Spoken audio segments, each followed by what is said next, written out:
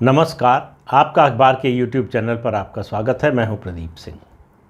Kerala, God's own country. Kerala की राजनीति में पिछले 7 दशकों में कोई बड़ा परिवर्तन नहीं आया है। 6-7 दशकों में 1957 में राज्य बना था, तब से लेकर अब तक वहाँ की राजनीति गठबंधन की ही राजनीति रही है। आज तक केरल में किसी पार्टी को पूर्ण बहुमत, एक पार्टी को पूर्ण बहुमत नहीं मिला। गठबंधन अलग अलग समय पर बनते रहे। पिछले कुछ दशकों से वो लगभग स्थायी हो गए। एक तरफ यूडीएफ है, यूनाइटेड डेमोक्रेटिक फ्रंट, जिसका नेतृत्व कांग्रेस करती है। दूसरी तरफ एलडीएफ है, लेफ्ट डेमोक्रेटिक फ्रंट, जिसका नेतृत्व सीपीएम करती है। तो इन दो गठबंधनों के बीच में सत्ता का आदान प्रदान होता है। आमतौर पर होता था कि एक बार एलडीएफ आई तो दूसरी बार यूडीएफ, लेकिन पिछली बार ये परंपरा बदल गई। एलडीएफ दोबारा सत्ता में आ गई।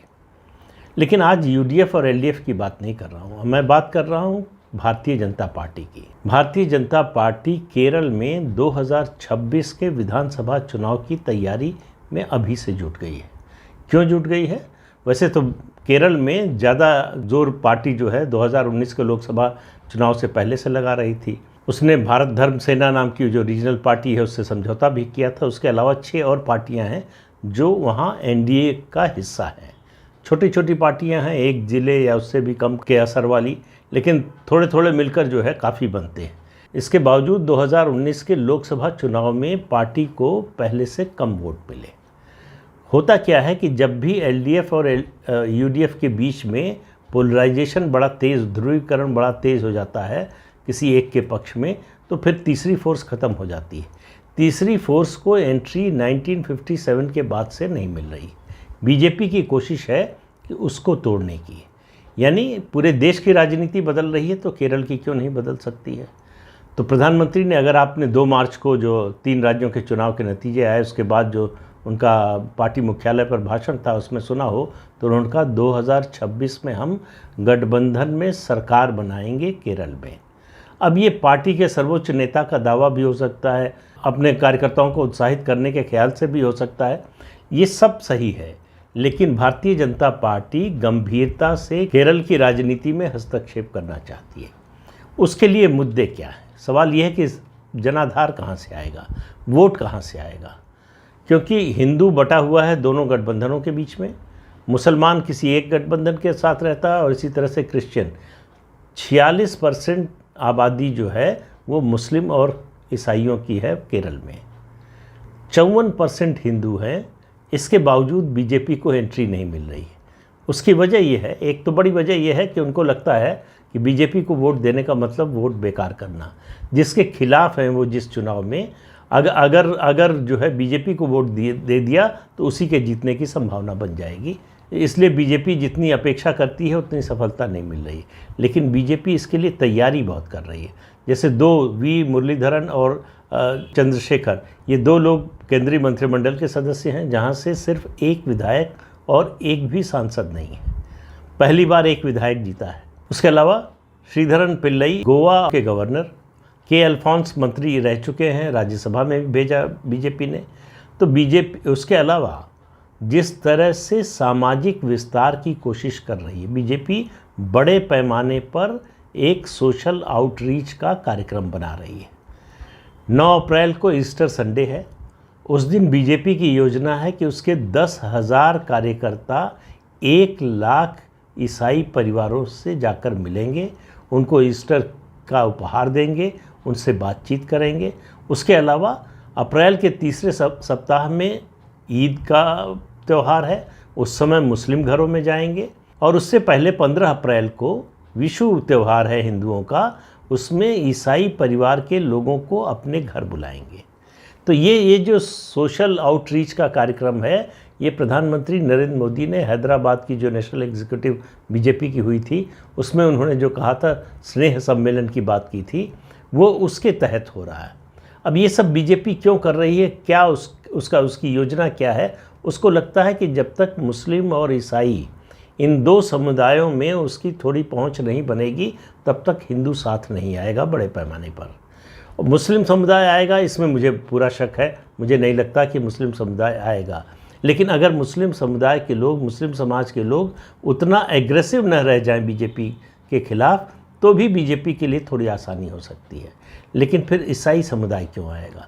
ये उत्साह बढ़ा है बीजेपी का गोवा के नतीजे से, लगातार दूसरी बार सरकार बनी, और उसके बाद जो है नॉर्थ ईस्ट में जिस तरह की कामयाबी बीजेपी को मिल रही है, दोनों जगह ईसाई समुदाय ने बीजेपी का समर्थन किया है। ये बात हैदराबाद में प्रधानमंत्री ने भी कही थी कि गोवा और जो है नॉर्थ ईस्ट के जो हमारे ईसाई विधायक हैं, जो मंत्री हैं, उन लोगों को केरल का दौरा करना चाहिए और वहाँ जाकर ईसाई समुदाय से बात करना चाहिए कि बीजेपी के लिए समर्थन मांगना चाहिए उनसे, कि बीजेपी और ईसाई समुदाय के लोग मिल जाएं तो हिंदुओं का एक बड़ा चंक जो है वो बीजेपी के साथ आ सकता है। केरल की पूरी राजनीति बदल सकता है।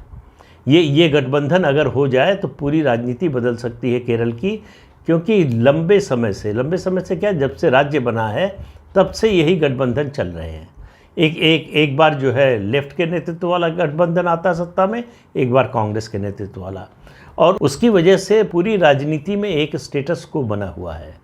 तो जो भी भ्रष्टाचार है एक दूसरे का, वो एक दूसरे का भ्रष्टाचार को ढकने की कोशिश करते हैं, क्योंकि उनको ये आशंका रहती है कि अभी हम सत्ता में हैं, अगली बार हो सकता ना आए।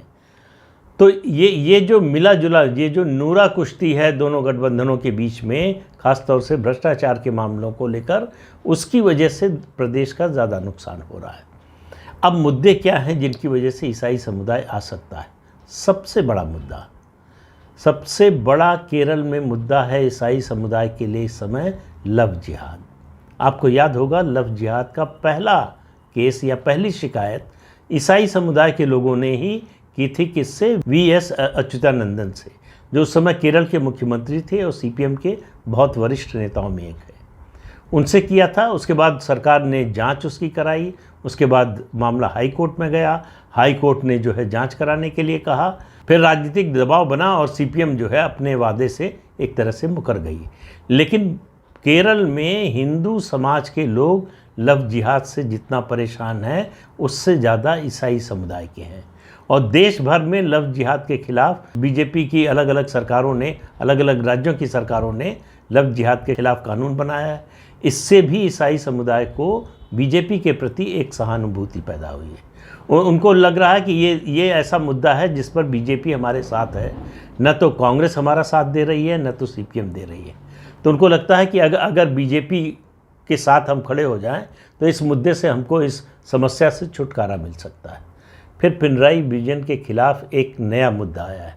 उन्होंने अभी हाल ही में चीन के राष्ट्रपति शी जिनपिंग, उनको तीसरी टर्म मिली है, तीसरे कार्यकाल के लिए चुने गए हैं, उन्होंने उनको बधाई दी।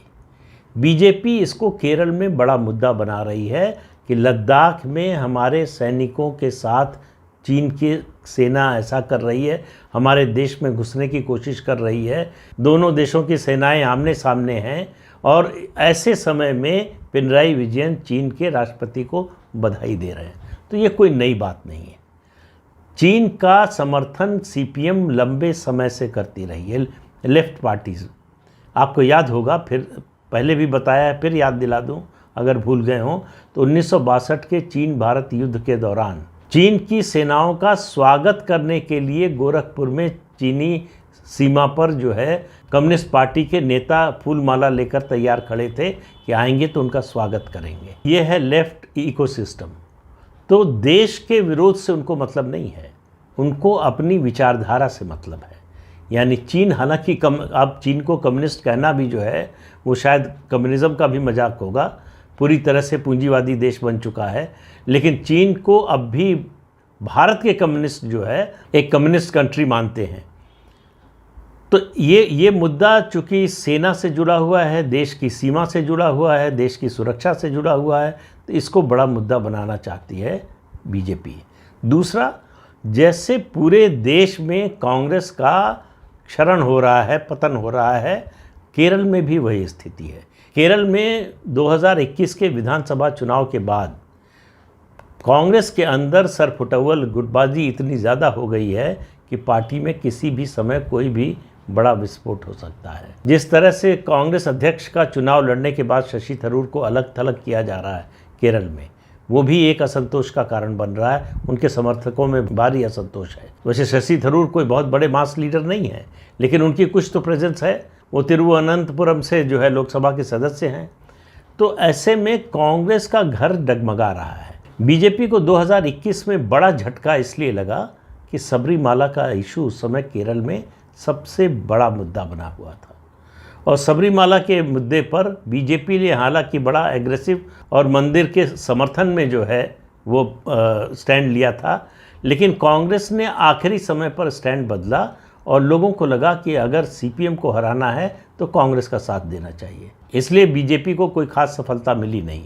हालांकि सबरीमाला पर जो है चुनाव से पहले सीपीएम और पिनराई विजयन ने भी अपना स्टैंड थोड़ा गोलमोल किया, उन्होंने उसको डाइल्यूट करने की कोशिश की।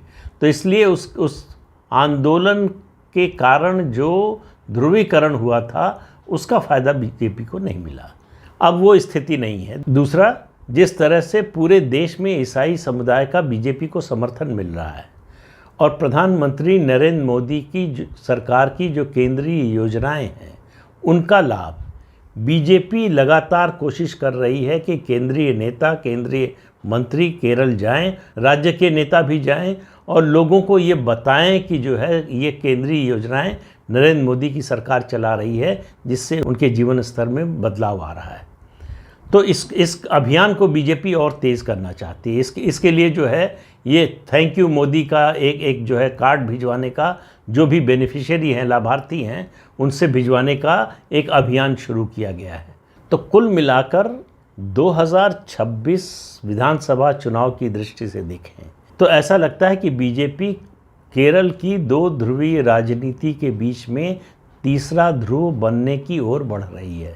मैं ये मानने को अभी तैयार नहीं हूँ कि 2026 में बीजेपी की वहाँ सरकार बन जाएगी, लेकिन निश्चित रूप से 2026 का चुनाव त्रिकोणीय चुनाव होगा ऐसा दिखाई दे रहा है, क्योंकि अभी 3 साल बाकी हैं और उससे पहले लोकसभा का चुनाव होना है। लोकसभा का चुनाव ही दरअसल ये तय करेगा कि कांग्रेस पार्टी की स्थिति आने वाले समय में केरल में क्या होने वाली है, क्योंकि अभी जो स्थिति है उसमें जो पिछली परफॉर्मेंस थी 2019 की, वो रिपीट होने की दूर दूर तक कोई संभावना नहीं है। इसी वजह से पिछली बार स्थिति अच्छी थी कांग्रेस की, इसीलिए जो है वायनाड गए थे राहुल गांधी अमेठी से भागकर, जब उनको लग गया था कि अमेठी तो हार ही रहे हैं। तब 20 में से 15 सीटें जीती थी कांग्रेस पार्टी वहाँ, और उसके गठबंधन के साथी जो है 4 सीटें और जीतते थे। इंडियन यूनियन मुस्लिम लीग 2 सीटें जीती थी, एक कांग्रेस मणि का ग्रुप जीता था और एक सीट जो है आरएसपी जीती थी। इस बार ऐसा नहीं होने वाला। इस बार लगता है कि सीपीएम जो है सबसे ज़्यादा सीटें लेकर आएगी। कांग्रेस का क्या होगा? कांग्रेस के जो समर्थक हैं, कांग्रेस का जो वोटर है, कितना टूटेगा, कितना साथ रहेगा, ये तय करेगा कि 2026 में लड़ाई कैसी होगी। ये भी तय करेगा कि 2026 में बीजेपी तीसरा ध्रुव बन पाएगी या नहीं। तो इस अंक में इतना ही। अगले अंक में फिर मिलेंगे किसी नए मुद्दे के साथ। तब तक के लिए अनुमति दीजिए। आपसे अनुरोध है कि ये चैनल देखिए, शेयर कीजिए, लाइक कीजिए और सब्सक्राइब ज़रूर कीजिए। नमस्कार।